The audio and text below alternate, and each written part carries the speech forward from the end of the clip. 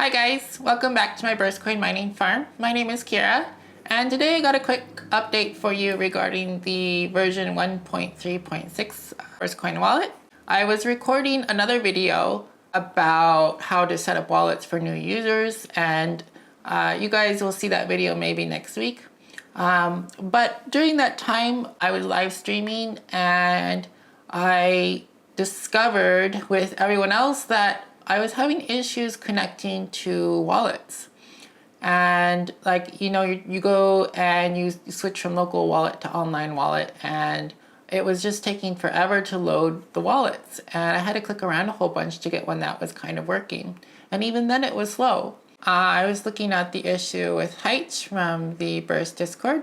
I opened up the Burst wallet, and this is the one I'm going to use as an example. If we go, I'll just reload the page. So you can actually see it for the most part, but see, it's really working hard.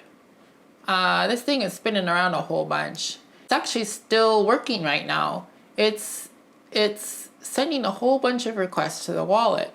So if I was to come in here and reload this page, right, and returning user, and I'm gonna paste my, see this delay? This is the delay that makes you wonder if your passphrase is in there properly. And I confirmed this issue on Internet Explorer and Chrome. I think the the Burst desktop wallet uses Internet Explorer as its handler for web pages, but this issue also affects Chrome. See how long that took?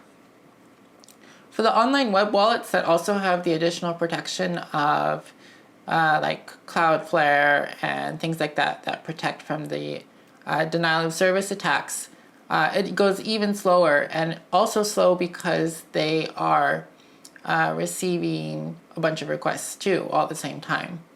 And this is still loading here. So I think a lot of the slowdown is due to the fact when you open up the wallet here, you're getting a whole bunch of requests all at once, and they're just pounding the server. So if we go ahead and look at our debugger here, we are sending hundreds, we are sending thousands of requests to the server. And it's still going. So we're only about halfway through the requests, and we're already at 30 seconds on the load here. It's just insane how many requests it's sending to the server. When I opened this up last night, as I was looking at the issue with Haitch, I was like, wow, that's a lot of requests. So that could definitely slow down a server because it's basically DDoSing itself.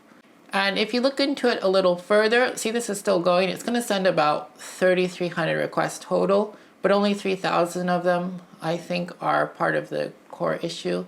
If you look at the code, when the request type for getATIDs comes back from the web service, it sends it to the getATs function with the payload. And that data goes into a loop for I equals 0. I is lower than the length of the IDs. We're going to get AT on those IDs. And this is a blocking loop, so this part down here doesn't execute yet, so this needs to finish first. And get AT, this goes right in and it sends a request.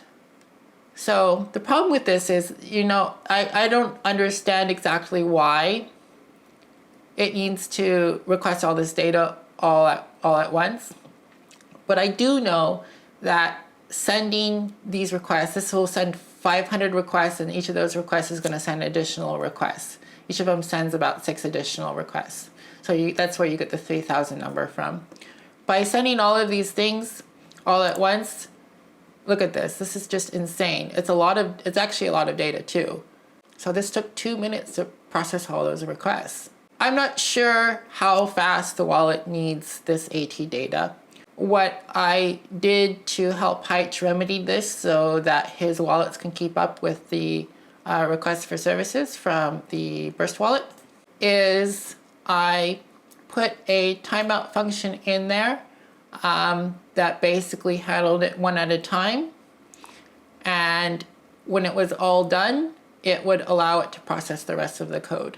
So in essence, it's the same work. It's just doing it on a 2-second delay between each of those, this crowdfunding or whatever it is. It's doing it on a 2-second delay so that it doesn't completely destroy the wallet server. I left a note with the PoCC. Apparently they fixed this in the 2.0 wallet.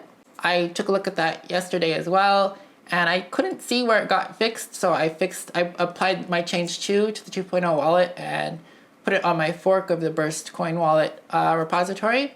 So I'm going to see if we can make sure that this is definitely fixed in 2.0. I haven't seen it yet. But as far as the 1.3.6 wallets, people are still using those. And I had a hard time accessing the online wallet yesterday. So in my comments, there will be a link to my patch. It's pretty easy to apply the patch. So this is my fixed code here. It's this nrs.crowdfunding.js.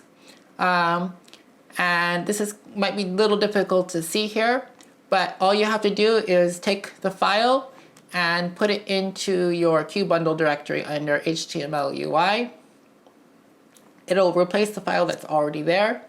To verify it's working, you can do a hard reload on Chrome. So in order to do that, we'll step through real quick. So here's your wallet, and you're going to go right click on Chrome, inspect. You're going to go to network, and you're going to see that the requests are rate limited. It's going to do one request, and then that request is going to key off a bunch of other requests, and it will still do the same number of requests. It'll just do them a lot slower, so it doesn't wreck the server. So anyways, I hope you guys find that file useful, especially if you're running wallets that other people use or you share across systems or whatever. For a local wallet, it's not really a big deal because it's all local and the request process pretty fast. But if you're offering a service to other people, this might be helpful for you. And again, PoCC is aware of this issue, and it sounds like they fixed it in 2.0. But since I saw this the other day, I figure I'd brush you guys out a patch so we can improve the responsiveness of the current wallet for the community. So if you've got any questions or comments, or you know more about crowdfunding and stuff than I do, and maybe there's even a better way to do this, let me know. Leave me a comment or join me on the Burst Discord. Anyways, if you'd like to support my Burst Coin endeavors, check in my description for a link to my Patreon. I have a few different reward tiers that you can use to support me at varying levels, and all of them are very helpful. Anyways, that's it for this video, and I hope to see you guys next time.